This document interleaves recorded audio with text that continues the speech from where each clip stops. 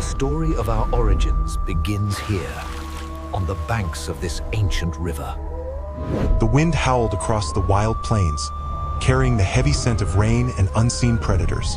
The world 1.2 million years ago was a kingdom of giants, and our ancestors were just fragile shadows moving through the tall grass. Survival was the only law. Eat, sleep, run, survive. But at the edge of the great rivers, something strange might have been happening. Something that defied the brutal logic of the wild. Deep within ancient Earth, archaeologists have found a curious pattern. Time and again, the fossilized bones of early humans are discovered embedded in the sediments of long-dried riverbeds. Science often calls this a coincidence. They say it was just a slip on a muddy bank, a leopard's ambush, or a flash flood that swept a body away. Nature, after all, is chaotic. But there is a whisper among some researchers, a controversial rumor that refuses to die. They look at the frequency of these finds and ask a haunting question. What if the river wasn't a grave by accident? What if it was a choice? Close your eyes and imagine the scene. The sun dips below the horizon, painting the water blood red. The tribe gathers, silent and heavy with a feeling they cannot yet name.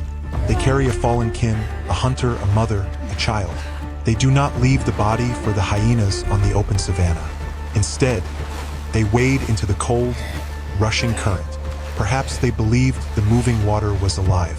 They might have seen the river as a traveler that could carry the spirit away from the decaying body, washing it clean, taking it on a journey to the other side. To place a body in the water would be a defiance of nature. It implies that these primitive humans were not just biological machines, but beings capable of complex grief and symbolic thought.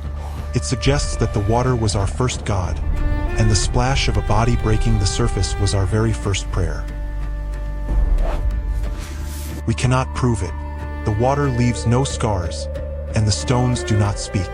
The truth remains buried under a million years of silence. But perhaps the true birth of humanity wasn't the moment we made fire or carved a spear. Perhaps we became human the moment we stood by the river, looked into the abyss of loss, and decided to say goodbye.